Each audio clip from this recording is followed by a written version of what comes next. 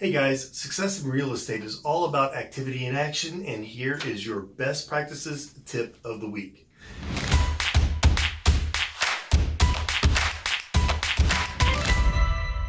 Today I want to talk about geo farming. We got a lot of feedback on one of the inside tracks that Todd did. That geo farming is something that interests a bunch of you, so I'm going to give you some best practices and some ideas.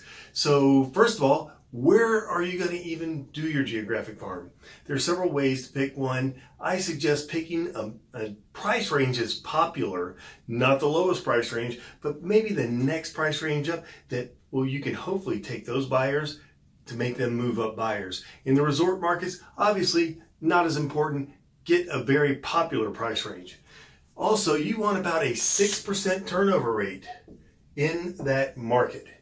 So that, depending on how big that market is, 100 homes, that's 6 transactions, or 200 condos, that's 12 transactions a year, and make sure that that is going to match the amount of energy you put into it and the money that you put into it. Because remember, we're always interested in our return on investment and making your money work smart for you. Okay, second is you don't want there to be a dominating agent in that area, because if you do, you're going to be fighting an uphill battle. It'll take more time, money, and effort to get to a good return on your investment. So make sure you go into the MLS, look at the sold areas in that geographic farm for the last year or two, and see if there's one agent that's crushing it and knocking it out of the park.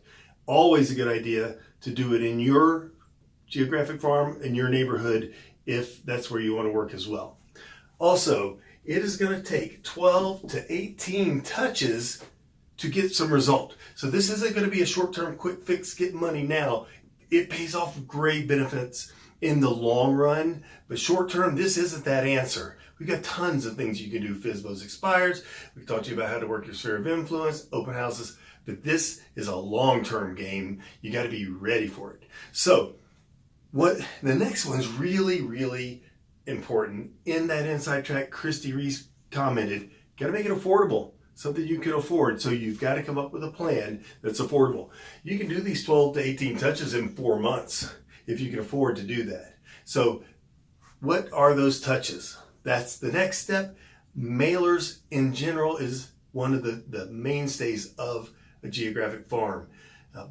In your plan, however, open houses in your geographic farm are crazy. If you are able to do one there, whether it's you're listening to someone else's, nothing like a good, hey, my name's Keith Everett. I've got a listing down 123 Elm Street. I'm having an open house this weekend. I'd love to have you come join us. I'm going to be cooking gumbo for you, and I'll tell you what's going on in the market here locally.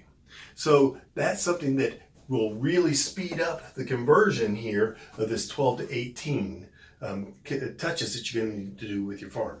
So next is, remember, for those of you that have been around me, and you know that I'm a Gary Vaynerchuk fan, has the book Jab, Jab, Jab, Right Hook.